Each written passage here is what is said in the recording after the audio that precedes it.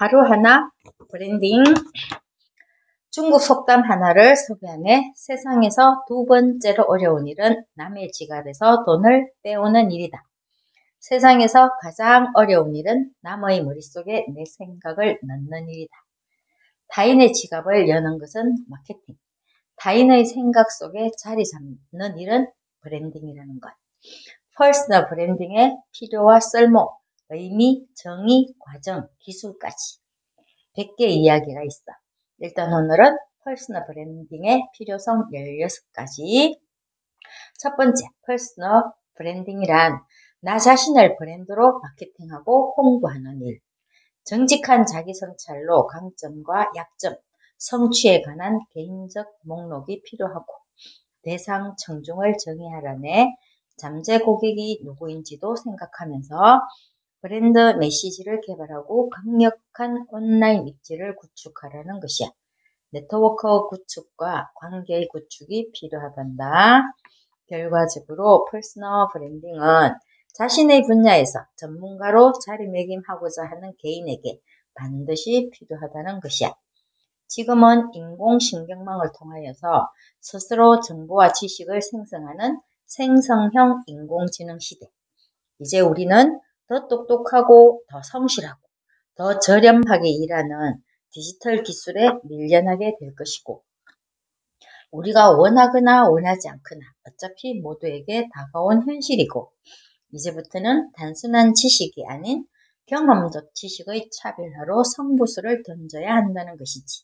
그래서 해야 할 것은 주력 분야와 연관된 콘텐츠를 꾸준하고 일관되게 지속해서 발행하는 성실함이라는 것, 히트작이 나올 때까지, 다른 사람이 알아볼 때까지, 그리고 내가 무슨 말을 하느냐가 아니라 상대방이 무슨 말을 들었느냐가 브랜딩의 핵심이라는 것. 브랜딩 시대에는 결국 스스로 해본 사람들이 쌓은 데이터의 총량과 타인의 머리와 마음을 두드린 숫자의 차이가 승부를 가른다는 것이야. 두 번째, 어정쩡한 위치에서 겨우 버티는 수준은 버리고 나 스스로가 증명할 수 있는 완전체로 서야 한다는 것. 그래서 남들보다 누구보다도 자기답게 일하는 사람에게만 무엇이나 가능한 세상이라는 것이야. 모든 것이 연결된 세상에서 디지털이 보여주는 것이 당신의 인적 사항보다 중요하게 될 것이라는 것. 세 번째, 아무것도 필요 없는 시대의 마케팅에도 공식이 있다는 것. 내가 무엇을 만들고 파는가 보다는 내가 누구이고 어떤 사람인지가 더 중요하다는 것. 그래서 점검해봐. 나는 누구인가? 나는 어떤 사람인가? 네 번째, 먹고 살기 위한 생존을 위한 일이 아닌 하고 싶어하는 일을 하는 자아실현이 중요하다는 것. 프로페셔널이 하는 일은 타인을 위한 일이고 아마추어가 하는 일은 나를 위한 일이라고 하네. 다섯 번째, 설명하지 않아도 되는 사람들의 브랜딩은 다르다는 것. 그래서 나는 어떤 사람인가 생각해 보라는 거.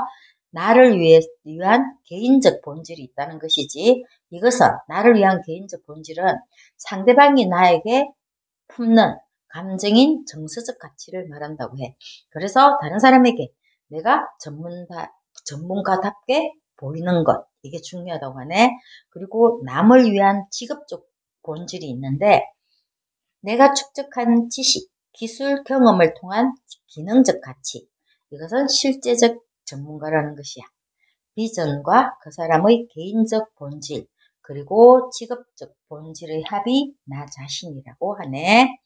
그 사람이 누구인지, 그 사람이 어떤 사람인지 보여주라는 것이고, 내가 누구이고 어떤 사람인지를 알아볼 수 있으려면 두 가지 개념을 이해해야 한다고 하네. 내가 어떤 분야의 전문가인지를 증명할 수 있는 포트폴리오 데이터와 타인의 관점에서 나에 대한 긍정적인 감정을 품을 수 있어야 한다는 것이야. 중요한 것은 나의 관점이 아닌 타인의 관점이라는 것. 내가 생각할 때 나는 괜찮은 사람이지만 남이 볼 때 당신 괜찮은 사람이 아니야 이러면 아니라는 것. 타인의 관점에서 신뢰감, 기대감, 유연함, 전문성, 지속성 등을 떠올릴 수 있어야 한다는 것이야.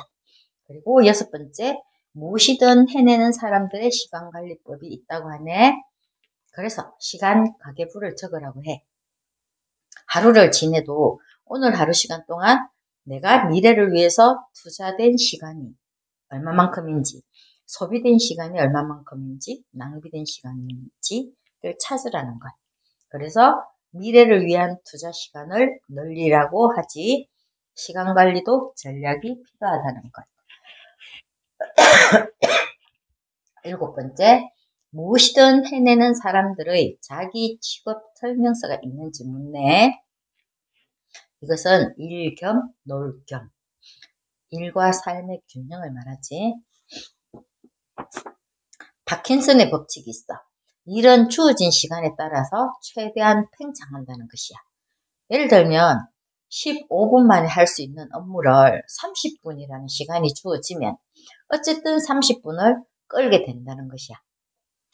그래서 타이머 같은 것도 이용해서 시간 제한을 두면 우리의 뇌는 활성화되어서 집중한다고 하네. 언제나 최상의 컨디션인 사람은 없다는 것.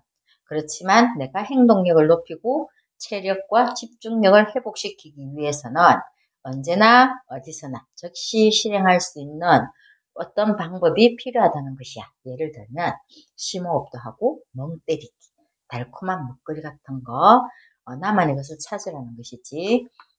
커피 한 잔 들고 어떻게 여기까지 왔을까 생각하는 그런 시간들도 괜찮은 것 같지?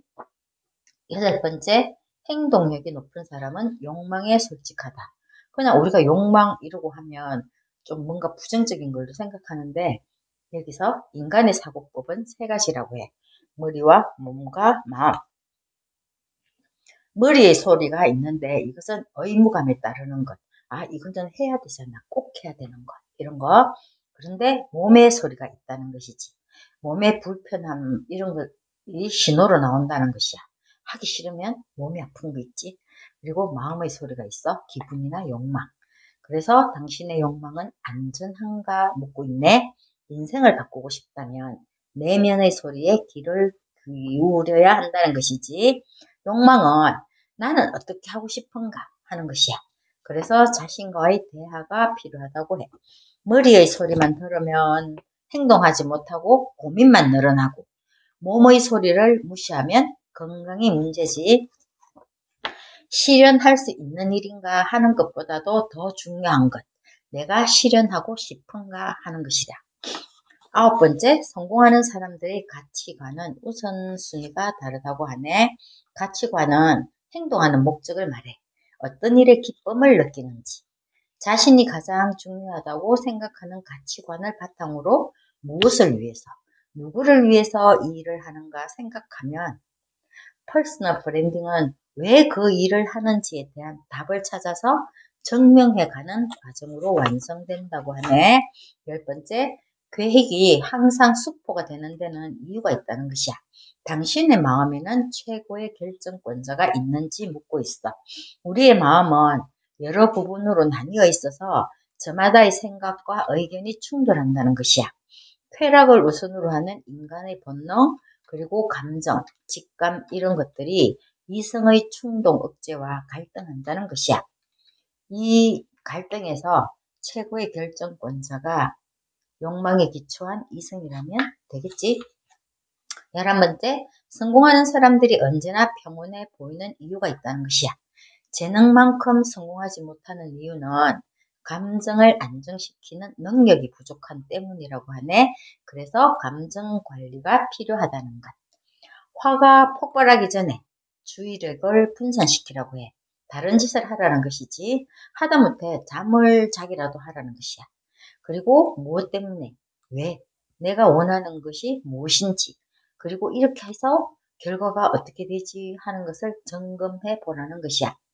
전문가가 되는 그것만큼이나 전문가로 보이는 것이 중요한데 내가 수시로 화를 참지 못하고 감정을 폭발하게 된다면 그런 사람 전문가로 보이지 않겠지.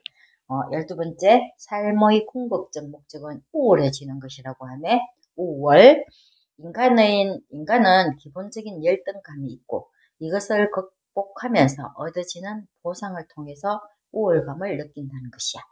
행복의 필수적 요건이 통제감이라고 하네. 우월감은 상황을 통제하는 권한의 소유로 얻어진다는 것이지. 원하는 대로 시간을 쓰고 원하는 시간에 원하는 방식으로 일한다는 것. 당신은 무엇을 통제할 수 있는가 생각해 보라고 해. 13번째, 당신의 전성기는 오는 중. 당신에게 온전히 자신의 이름으로 사는 포트폴리오 인생이라면 경제적으로 여유가 생기기까지 7년이 걸릴 수도 있다. 찰스 핸디의 말이라고 해. 아무리 재능이 있다고 해도 손에 완전히 익을 때까지는 시간이 걸린다는 것이지.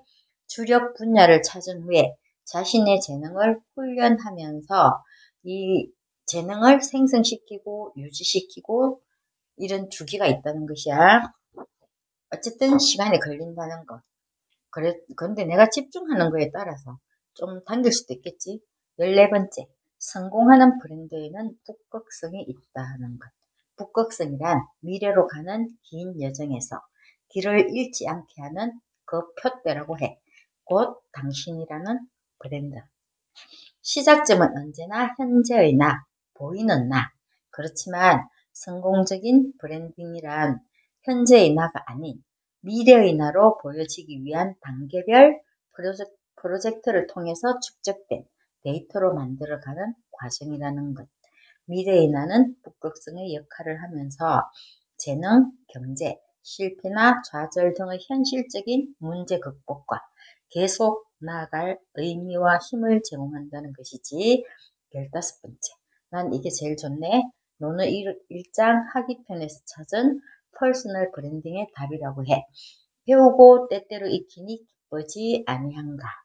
배우고 익히기, 책을 보면서 사람을 만나면서, 그리고 친구가 먼 곳에서 오니 기쁘지 아니한가. 함께하는 즐거움이라고 말하는 것이야. 남이 알아주지 않아도 서운해하지 아니하니 군자가 아닌가. 그래서 멈추지 않고 전진한다는 것이지. 16번째, 아이디어로 브랜드 창업을 어떻게 하나요? 묻고 있는데, 오늘 조금 구체적인 거는 알아서 책도 보고 공부를 해야 되겠지.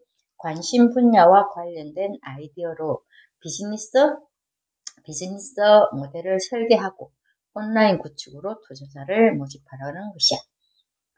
퍼스널 브랜드에 존재하는 두 가지 정체성이 있는데 개인적 본질과 직업적 본질, 취미나 적성, 성격, 가치관, 꿈과 이상으로 실현할 수 있는 개인적인 정체성이 있고 타인에게 판매하는 시간, 물건, 서비스, 업계의 평판 등 사회적 목적에 부합한 직업적 정체성이 있다는 것.